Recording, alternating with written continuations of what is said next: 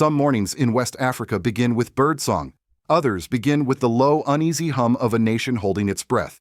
In Ouagadougou, the capital of Burkina Faso, you don't need sirens to know when danger is near. You feel it in the way people glance over their shoulders, in the way markets suddenly grow quiet, and in the way security escorts tighten their formation whenever President Ibrahim Traoré steps outside. For 2 years, he has lived in a world where every doorway could hide an enemy and every handshake could conceal a threat. But here is the astonishing part. Despite the shadows closing in, despite the pressure from Paris, Washington, and even certain African capitals, Traoré has not backed down. He has done the opposite. He has grown louder, more determined, more committed to the belief that Burkina Faso deserves dignity and control over its own destiny. And that belief, simple as it sounds, is exactly what has made the world so nervous. Why would a leader of a small landlocked nation spark such fear across continents? Why would powerful governments, wealthy corporations, and even some African elites prefer to see him gone? What does he represent that terrifies them more than extremist violence, more than instability, more than the uncertainty of a nation in transformation? These questions matter especially now because the answer has nothing to do with military rule and everything to do with a shifting world order. When a country once dismissed as poor and powerless suddenly decides to stand on its own feet, the entire balance of global influence trembles. And so today we take you inside a story too important to ignore: the hidden struggle to stop Ibrahim Traoré and the even greater struggle to protect the future he is trying to build. If you care about truth beyond headlines, if you want to understand what is really happening in West Africa, not what filtered reports suggest, then stay with us. Please share this video if you feel you are among the few who recognize the magnitude of this moment. And subscribe if you believe that real change in Africa deserves to be seen, not silenced. Long before any official announcement, ordinary people in Burkina Faso could sense that something was happening, something heavy, something dangerous. Mothers walking their children to school noticed unusual checkpoints appearing overnight. Shopkeepers in Ouagadougou saw patrols passing more frequently, their faces tense, their radios crackling with private alerts. To the average citizen, it felt as if the air itself had thickened. And they were right. Behind the scenes, the country had entered one of the most turbulent periods in its modern history. From the moment Captain Ibrahim Traoré assumed leadership in late 2022, the attacks didn't wait. They began immediately, quietly at first, then with escalating boldness. In less than 12 months, he survived 4 separate coup attempts, each one more sophisticated than the last. At a time when many leaders would have fled the country or retreated behind foreign protection, Traoré did neither. He stayed exactly where the instability was the strongest, inside the presidential compound, working through the night, flanked by a small circle of loyal officers who themselves had become targets simply by standing beside him. By the end of 2023, it was clear that these weren't ordinary power struggles. They were coordinated efforts involving not just renegade military elements, but individuals with access to money, weapons, and cross-border networks. The pattern was unmistakable. Burkina Faso's internal enemies were not acting alone. Someone was guiding them, feeding them intelligence, providing resources, and pushing them to strike again and again until the country lost its footing. Then came 2024, a year that tested the nation more brutally than any before. Reports emerged of officers taking money to pass on sensitive military information maps, deployment schedules, and operational plans. Some of these officers had been respected for years, men considered patriotic by their communities. But in a region where power can be bought, loyalty can also be bought. And as soon as foreign hands entered the picture, the danger multiplied. The turning point, the moment when people realized this was no longer politics but warfare, arrived with the devastating attack on Barcelona, a strategic town near the capital. It was not just an assault on soldiers. Civilians were caught in the crossfire. Families fled through the night without knowing who was shooting or why. When the smoke finally cleared, both military personnel and civilians lay dead, and the town had fallen. Later intelligence reports suggested that the attackers had been tipped off by insiders, Burkinabe soldiers who once swore an oath to defend the nation. The shock was overwhelming. For many, Barcelona was the confirmation of their worst fear: the fight was coming from inside. But even that was not the end. 2025 brought the most chilling event yet: the April 16th plot, a sophisticated plan designed not just to destabilize the government, but to remove Traoré entirely. The conspirators fled across the border into Ivory Coast, a country increasingly accused of coordinating with external forces hostile to Burkina Faso's new path. Instead of being treated as fugitives, the plotters were reportedly welcomed, protected, and offered a safe environment to reorganize. For the Burkina people, farmers, teachers, drivers, market women, this wasn't political analysis, it was fear. They lived every day knowing that their president, the man driving a new direction for their country, was walking through a minefield. They also understood something deeper. If he fell, the entire national project he initiated could collapse with him. This is why the central question emerged. Why is Ibrahim Traoré facing levels of danger unmatched by any of his counterparts in the Sahel, Mali, Niger, Chad, or Gabon? The answer, as people began to realize, had less to do with his military rank and everything to do with his philosophy. Traoré was not just leading a government, he was leading a revolution that threatened long-standing patterns of control that many foreign actors considered non-negotiable. And so each coup attempt, each infiltration, each ambush was not only an attack on a president, but an attack on a new idea that Burkina Faso could stand on its own without bowing to old colonial interests or modern geopolitical pressure. That idea, simple and powerful, is what set the stage for everything that followed. Night in Ouagadougou is rarely quiet anymore. Even on calm evenings, people say they can sense when trouble is approaching, the way car lights move too quickly on empty roads, the way military trucks reposition without explanation, the way distant radios suddenly stop transmitting as if someone has cut the frequency. Those silent pauses often mean more than gunfire. And it was during one such tense pause that Burkina Faso entered the most dangerous phase of its recent history. The April 16th plot wasn't a simple scheme drawn up by a handful of discontented officers. It was a coordinated operation involving hidden financiers, foreign rendezvous points, encrypted communication channels, and at least 2 safe houses waiting across the border. Intelligence reports later suggested that the conspirators had access to drones for surveillance, external training from unknown partners, and detailed layouts of the presidential compound, information that could only have come from someone very close to the center of power. When the attempt was finally uncovered, it shocked even seasoned analysts. Not because coup attempts were new, but because this one was designed to strike at the heart of the revolution with unprecedented precision. The conspirators' plan involved a multi-stage assault. First, internal military units would spark chaotic gunfire inside the capital.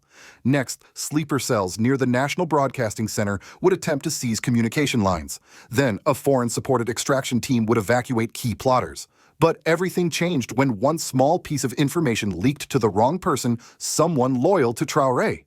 That mistake derailed the entire operation. Forces loyal to the presidency moved swiftly, intercepting vehicles, seizing weapons, and securing communication towers before the conspirators could act. The coup failed, but the danger did not end. The plotters fled with speed and confidence, heading straight for the Ivorian border as if the escape route had been prearranged. That was the moment the atmosphere inside Burkina Faso changed permanently. When news broke that Ivory Coast had allegedly received the conspirators not as fugitives, but as partners, outrage rippled across the streets. Mothers whispered about it in markets. Retired soldiers clenched their jaws in frustration. Young men in neighborhoods across Ouagadougou questioned what other foreign hands might have been involved. For the first time, the public understood just how far the threat extended beyond their own borders. Inside the presidential palace, the realization struck even harder. If the attackers had access to such detailed intelligence, it meant someone inside Traoré's own inner circle or close to it had been compromised. That was the true blow of April 16th. Not the attempted overthrow, but the revelation that betrayal had already infiltrated the system. Traoré's response was immediate and uncharacteristically forceful. He launched what insiders now call the lockdown doctrine. Not a policy, not a speech, but a full restructuring of everything surrounding him: people, processes, information flow, and the very architecture of his protection. The presidential guard, once considered elite, was dismantled down to its bones. Entire units were reshuffled. Soldiers with questionable loyalty records were quietly removed. Every returning member faced a deep background audit that went far beyond typical military procedure: extended family interviews, financial transaction reviews, political history analysis, and personal communication logs. Even their foreign contacts, old classmates, colleagues, abroad, distant relatives were examined. Some officers who had served for years were stunned when they were replaced without explanation. Others understood immediately in a climate where one betrayal could collapse, a nation loyalty mattered more than rank medals or seniority. But the restructuring did not stop with the Guard. Traoré ordered a complete overhaul of the country's communication system. The old network, vulnerable, outdated, and easily infiltrated, was replaced with encrypted channels capable of detecting suspicious transmissions in real time. Any unauthorized signal, any unusual routing pattern, any attempt to open a private military line now triggers an immediate investigation. The era of silent leaks was over. Simultaneously, the dormant Office of Internal Counterintelligence was resurrected with a new mandate to investigate internal loyalty. Police chiefs, regional commanders, administrative heads, and even cabinet members were quietly reviewed. Anyone identified as a potential risk was reassigned, not punished publicly, not embarrassed, simply moved far from influence. Yet the most striking reaction came from Traoré's mobilization of the VDP civilian defenders. What began as a grassroots militia evolved into the invisible shield of the nation. They now serve as lookouts near strategic installations, notify authorities about unusual movements, and act as the president's eyes and ears across villages, markets, and remote borderland communities. To many Burkina citizens, this was the clearest signal of all the revolution was entering a survival phase. Through all of this, one truth became undeniable. The April 16th plot was the climax, but the real story is the fierce reaction that followed, a reaction shaped not by fear, but by the determination of a leader who understands that in a land marked by past betrayals, vigilance is not paranoia. It is survival. Long before official statements reached the public, ordinary citizens could already feel the shift. In the narrow streets of Ouagadougou, shopkeepers noticed soldiers patrolling in tighter formations. Women selling fruit at roadside stands whispered about unfamiliar vehicles passing at odd hours. Taxi drivers spoke of new checkpoints that seemed to appear overnight, manned by faces they had never seen before. The April 16th plot did more than threaten the presidency, it unsettled an entire nation. For many civilians, the most immediate consequence was psychological. Parents walked their children to school with a heightened sense of vigilance. Older residents, those who remembered the chaos of past coups, spoke with a mix of fear and déjà vu. They knew all too well that when political systems shake, it is always the everyday people who feel the tremors first. Markets stayed open, but conversations grew cautious. Radio stations discussed national security more than weather or farming updates. It was as if the country itself had begun to hold its breath. Then came the structural changes, the kind that quietly redefined daily life. One of the most transformative was the complete overhaul of Burkina Faso's communications network. Previously, military radio lines were porous, outdated, and vulnerable to interception.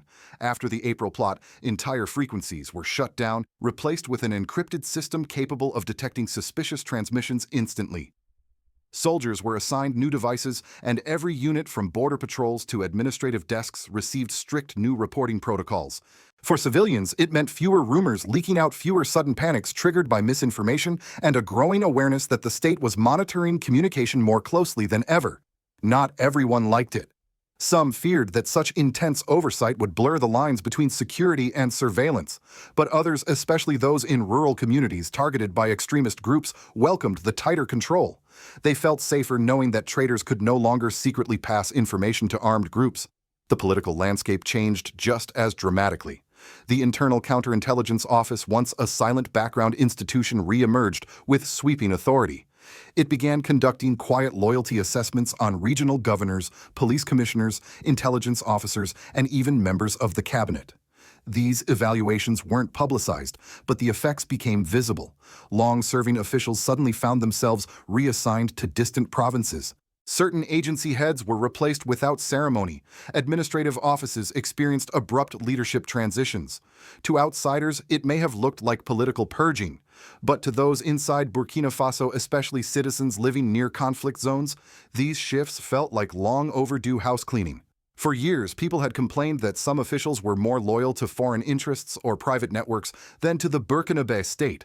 Now, for the first time, they saw signs that someone was finally confronting that problem. Yet the most profound shift happened outside formal institutions, among the people themselves.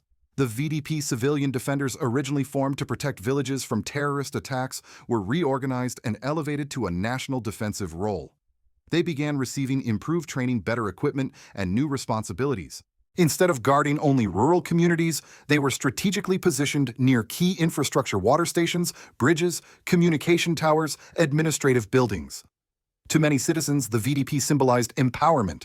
They were ordinary men and women, teachers, farmers, shop owners, now standing as the unofficial guardians of the Republic. Their presence reassured civilians who feared that traitors within the traditional military might compromise the nation's stability. But their expanded mandate also sparked debate. Was it wise to rely on civilian defenders for intelligence gathering? Would they remain disciplined, or would power distort their role in the future?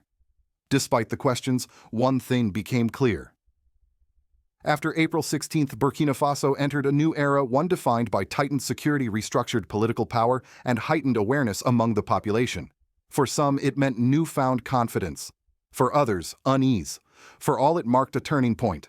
The implications were not just administrative or strategic, they were deeply human. Families sought comfort in community gatherings.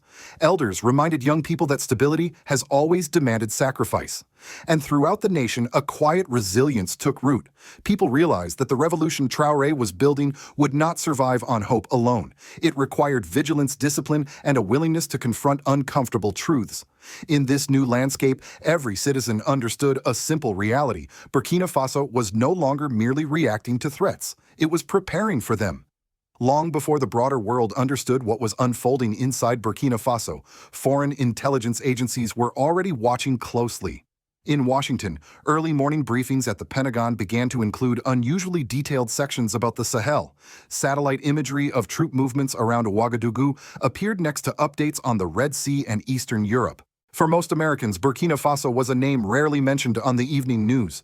But inside U.S. strategic circles, it had quietly moved up the priority list. What troubled American analysts wasn't simply the rise of a young military leader. It was the trajectory. Ibrahim Traoré was not behaving like other transitional presidents. He didn't ask for foreign advisors. He didn't request additional U.S. or European troops. He didn't seek IMF support or Washington's approval. Instead, he reversed long-standing security arrangements and aligned himself with regional independence movements, something the U.S. saw as a threat to its traditional influence in West Africa. This tension became public when AFRICOM accused Traoré of using Burkina Faso's gold to secure personal protection. In the United States, such a statement was framed as a moral critique, but in West Africa it was viewed very differently. People remembered decades of foreign involvement in African resource extraction, and many asked a simple question: why is Washington so concerned with how Burkina Faso uses its own gold? That single accusation, amplified by major American outlets, shaped international perception more powerfully than any soldier or weapon.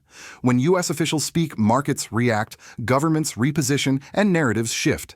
Even if the details were disputed locally, the allegation created doubt, exactly the type of doubt that destabilizing actors hoped for. Europe's reaction was just as uneasy, though less vocal. France, once the dominant power in the region, interpreted Traoré's rhetoric as a direct challenge. The young captain not only expelled French troops, but openly rejected the entire post-colonial architecture Paris had spent decades maintaining. French media repeatedly framed him as radical, dangerous, or reckless, often describing his policies without mentioning the context of repeated coup attempts and foreign interference. This framing spread quickly across Europe. Politicians cited it in debates, analysts repeated it in think tank reports. And gradually a narrative took hold. Traoré was destabilizing the region. Not the extremist groups, not the corrupt networks, not the pipeline of weapons flowing across borders, but the man trying to reclaim national sovereignty. Within Africa, the reactions were deeply divided. Some presidents viewed Traoré with admiration, seeing him as the embodiment of a long-suppressed aspiration, a leader who refuses to bow. Others viewed him with fear.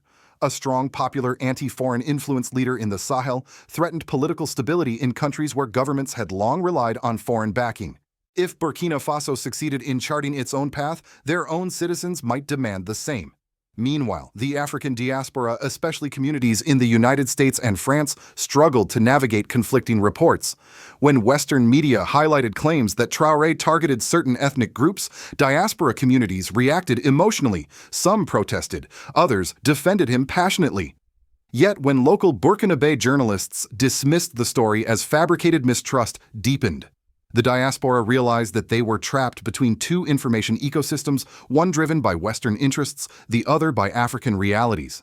In global diplomacy, perception is power. And what became clear over time was that Traoré's greatest challenge was not the bullets aimed at him, but the stories written about him. A leader can survive a coup, but misinformation can erode international legitimacy faster than any military assault. To Washington, he is a troubling variable in a region the U.S. considers strategically important. To Paris, he is a symbol of lost influence. To some African leaders, he is a dangerous precedent. To millions of Africans, he is a sign that true sovereignty may finally be possible. And that conflicting global vision is precisely what makes the world so unsettled by Ibrahim Traoré. When you step back from the noise, the headlines, the accusations, the political maneuvering, truth becomes painfully clear. What is happening in Burkina Faso is bigger than one man and far bigger than one country.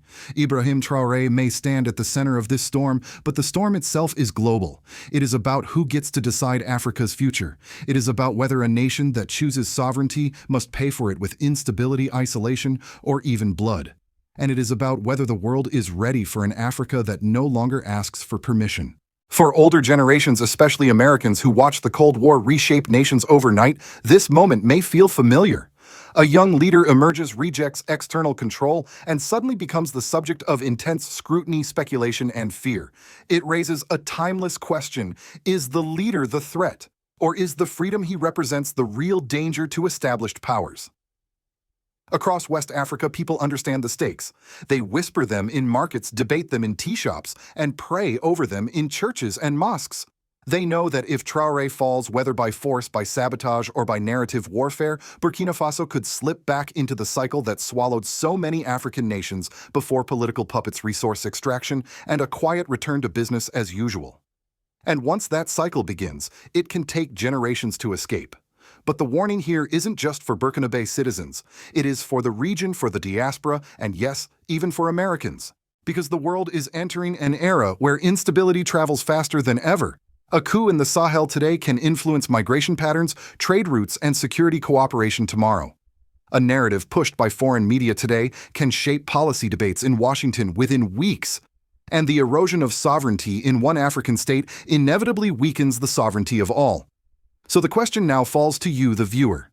Do you believe President Ibrahim Traoré's fight for national reform is truly working? And more importantly, should the people of Burkina Faso continue to place their hope in him, or should they be preparing someone else to carry this vision forward? These are not simple questions, but they are necessary ones. Because a movement built on sovereignty must outlive the man who sparked it. And history shows that great reforms succeed only when ordinary people remain awake, engaged, and unafraid to defend the truth against manufactured narratives. If this story resonates with you, if you feel that you are among the few who see beyond the headlines and understand the deeper struggle unfolding across Africa, then please share this video. Your voice helps counter misinformation and amplifies perspectives rarely given space in global media. And if you follow Africa News, if you care about the future of Burkina Faso, or if you believe that leaders who fight for dignity deserve to be heard, then consider subscribing. By doing so, you're not just staying informed, you're joining a community committed to truth, justice, and the belief that Africa's rise is not only possible, but inevitable. Thank you for watching. Stay aware, stay curious, and never let anyone else tell you what your perspective on Africa should be.